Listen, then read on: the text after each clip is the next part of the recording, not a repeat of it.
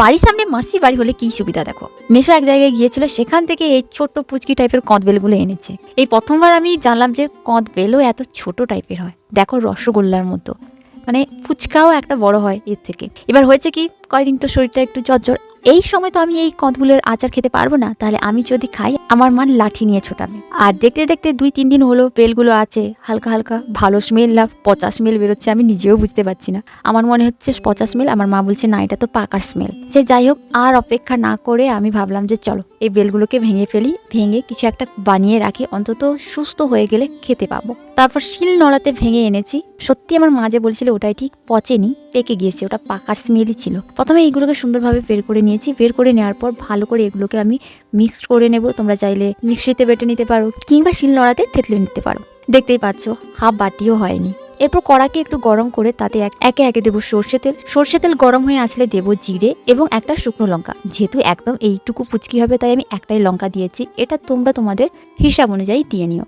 একটু ভাজা ভাজা হয়ে এলে এতে দেবো কদবেলটা এবং সাথে দেবো অল্প পরিমাণে চিনি এবং অল্প নুন। এগুলো দিয়ে ভালোভাবে মিক্সড করতে থাকবো যতক্ষণ না শুকনো শুকনো ভাব আসে। খুব ভালোভাবে মিক্স করতে হবে, ভালোভাবে শুকিয়ে নিতে হবে। ছোট ছোট বাচ্চাদের যে খট্টা মিঠা লজেন্স কিংবা চকলেট টাইপের পাওয়া যায় না, ওই টাইপের কিছু বানাবো। ওই চটপটাগুলো খেতে আমার দারুণ লাগে। আমি ভাবছিলাম ওইগুলোই বানিয়ে রাখি, পরে তখন খাবো। আর এইভাবে বানানোর উদ্দেশ্য এটাই, এটা নষ্ট হবে না, স্টোর করে রাখা যাবে, তাই সময় মতো ভাবে খাওয়া যাবে। এরপর শুকনো কড়াইতে নেব লবণ, জিরে এবং লঙ্কা।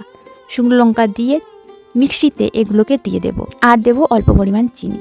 এগুলোকে ভালো করে মিক্সিতে গুঁড়ো করে নেব। দেখো চিনিটা না দিলেও চলে, চিনিটা দিলে একটু মিষ্টি মিষ্টি ভাব থাকবে আর একটু রসালো রসালো ব্যাপার থাকবে। তোমরা চিনির জায়গায় গুড় ইউজ করতে পারো, কোনো সমস্যা হবে না। চিনিই যে নিতে হবে এমন কোনো মানে নেই। এরপর শুকনো কদবেলটাকে অল্প অল্প করে বিভিন্ন শেপের করতে পারো। এখানে আমি কি আর করবো, এইটুকু দেখেই হয়ে গিয়েছে, তাই আমি ভাবলাম চলো নাড়ু টাইপেরই বানিয়ে নিই। তারপরে উপর থেকে এই মিশ্রণগুলোকে ছড়িয়ে দিলেই হবে, একটা রসালো রসালো ব্যাপার এসে যাবে। আর যদি একদম শুকনো খটখটে লজেন্স টাইপের করতে চাও তাহলে আমি বলবো আরও একটু ভালো করে কম আঁচে শুকিয়ে নেবে, যাতে না পুড়ে যায়। পুড়ে গেলে কিন্তু তেতো লাগবে। আর চিনির বদলে তোমরা নর্মাল জিরে গুঁড়ো এবং লঙ্কা গুঁড়ো, হালকা লবণ যেটা, ওইটাকে গুঁড়ো করে সুন্দর করে মাখিয়ে নেবে বা ছড়িয়ে জিনিসটাকে রেখে দেবে। দেখবে খুব সুন্দর থাকবে। এরপর এগুলোকে যে কোনো জারে স্টোর করে রাখতে পারো, ফ্রিজে রাখার দরকার নেই, রুম টেম্পারেচারে থেকে যাবে। আর সত্যিই খেতে এত টেস্টি হয়েছিল। আমি তো এটা রাতে বানিয়েছিলাম, আর ওই দিন আমি খেতে পারিনি, বাট পরের দিন আমি লোভ সামলাতে পারিনি। এমনিতেও ওই দিন একটু আধটু চেখে নিয়েছিলাম, এমন নয় যে একদম চাখিনি। খুবই দারুণ টেস্টি হয় খেতে। একটু মন চটপটা কিছু খেতে চাইছে, আরামসে খেতে পারো। দেখা হচ্ছে কালকে।